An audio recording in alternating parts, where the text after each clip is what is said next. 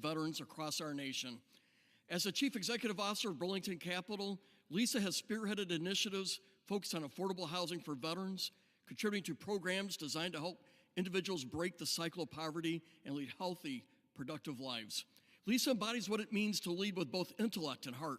A proud graduate of Stanford University, where she earned her bachelor's degree and Juris Doctorate, Lisa brings not only deep business acumen, but also a strong sense of service and purpose. She has guided Burlington Capital to become a national model for purpose-driven investment. The company demonstrates that you can achieve financial success while positively impacting communities and transforming lives. Under Lisa's leadership, Burlington Capital has made an extraordinary commitment to those who serve the United States of America, both active duty service members and the veterans who have sacrificed for our freedom.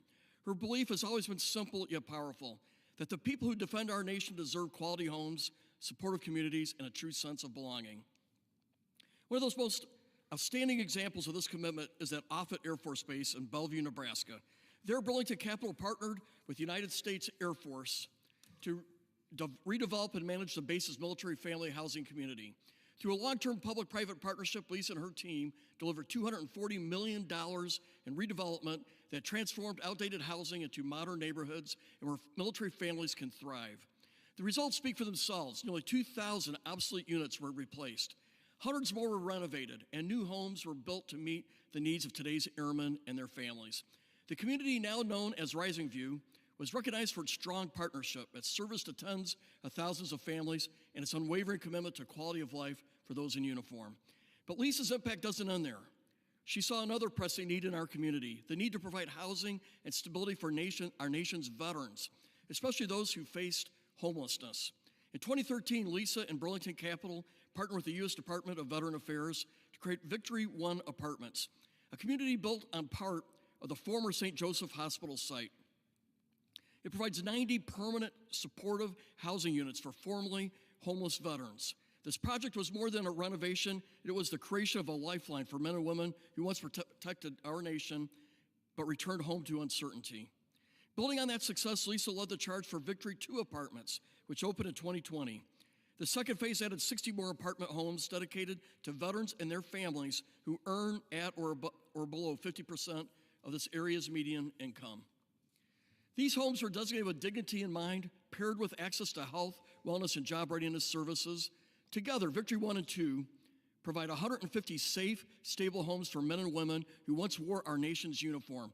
The apartments offer not only a safe place to live, but also access to on-site supportive services from the VA and local agencies, helping veterans rebuild their lives with dignity and purpose. Victory Apartments earn national recognition, receiving the Charles L. Edson Tax Credit Excellence Awards for outstanding affordable housing that serves special needs populations. And just as importantly, it's become a model for how public, private, and nonprofit sectors can come together to change lives. Lisa expanded that vision even further with the creation of the Victory Park in Lincoln, Nebraska. On the VA campus, Burlington Capital developed 70 new apartments for veterans and partnered with the VA to deliver a new community-based outpatient clinic for Lincoln's veteran population. Victory Park combines housing, healthcare, supportive services in one location, a community that restores independence, connection, and pride for those who once served our nation. Through efforts like these, Lisa Roskis has demonstrated that what it means to not only be a successful business leader, but also somebody that deeply committed to making a difference in the communities where her organization operates. With that, I yield back the balance of my time. Gentleman yields. The chair recognizes the gentleman from Rhode Island, Mr. Magaziner, for 5 minutes.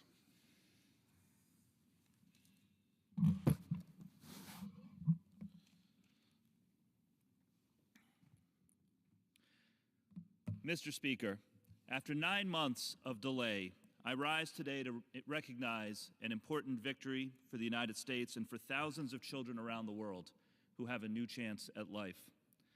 Finally, after months of advocacy and struggle, funding has been restored for global emergency food aid for children.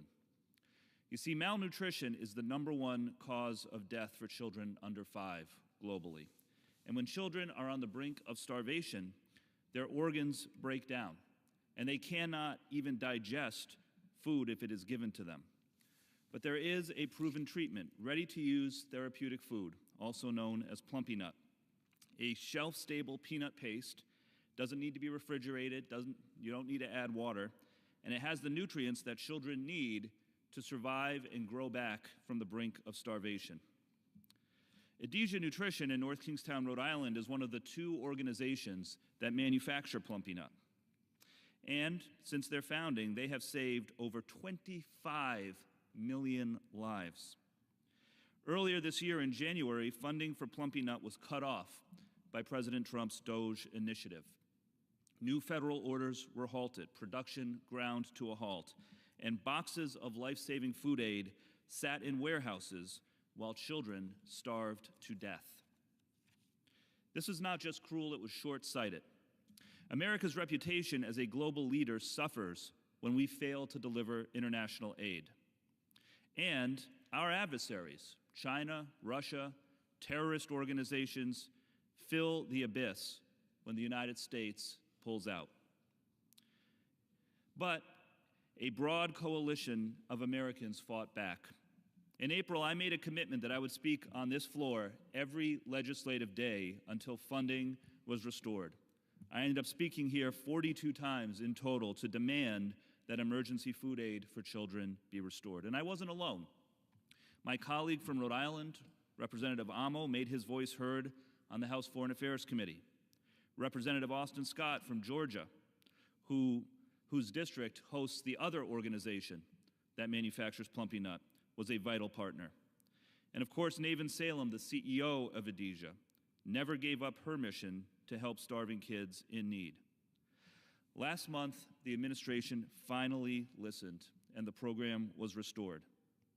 A few weeks ago, Adesia was able to resume regular shipments. I was there at the loading dock in North Kingstown, Rhode Island, when the first new shipments went out, bound for children whose small bodies were struggling on the edge of starvation and who now have a chance to survive and grow. I will never forget that moment. This is proof that even in these challenging times, it is possible to get good things done. This victory wouldn't have happened if it wasn't for the advocacy of people at all levels, all across the country, making their voices heard. It is a monumental step toward restoring the moral standing of the United States abroad and for saving countless lives. And while I am very glad that this program is restored and Adesia is up and running again and funding for food aid is back, none of this should have ever happened. Make no mistake, children died needlessly because President Trump and an unelected tech billionaire cut off their supply of food before eventually reversing course. This is a lesson in the devastating consequences of the chaotic slash and burn style of government that we have seen too much of over the last year. But nevertheless, today is a day for celebration, as Americans came together to do the right thing, to advocate for those who couldn't advocate for themselves, and to deliver a victory for countless children around the world who now have a chance to grow and thrive. I yield back. Gentleman yields. The chair recognizes the gentleman from New York, Mr. Kennedy, for 5 minutes.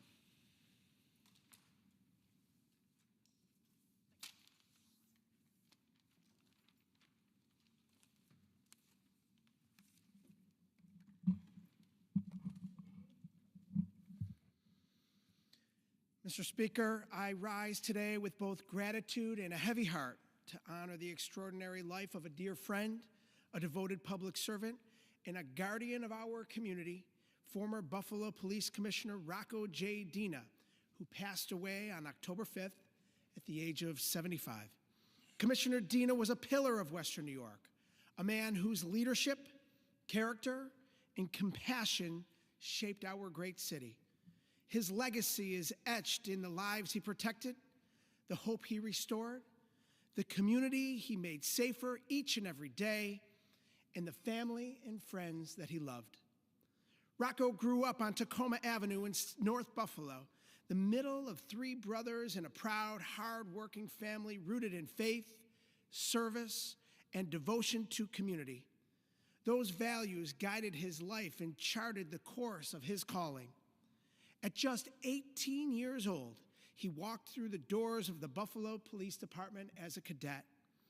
He wasn't drawn to the badge for prestige or distinction. He answered the call out of duty, earning a reputation for trust and honesty. After 2 decades in uniform and a distinguished career serving and protecting the great city of good neighbors, Rocco retired, though anyone who knew him knew he would not stay away for long. In 1994, his lifelong friend, Mayor Anthony Masiello, called him back to serve, this time as Deputy Police Commissioner. 4 years later, he became the City of Buffalo's Police Commissioner. In that role, Commissioner Dina didn't just lead the department, he transformed it. He brought innovation and modernization to the department and streamlined precinct operations. He opened doors once closed, appointing the city's first African-American woman to serve as deputy commissioner, an act of leadership that strengthened both the department and our city. Among his proudest achievements was reopening Buffalo Police Athletic League, a program built on the belief that trust is forged not through authority, but through relationships. Through sports, mentorship, and guidance, PAL created a bridge between law enforcement and young people yearning for opportunity and connection. Today, it serves more than 20,000 children each year, a living testament to the enduring impact of Rocco's vision. For Commissioner Dina, public safety was about restoring hope, investing in youth, and strengthening the bond between community and those sworn to serve it.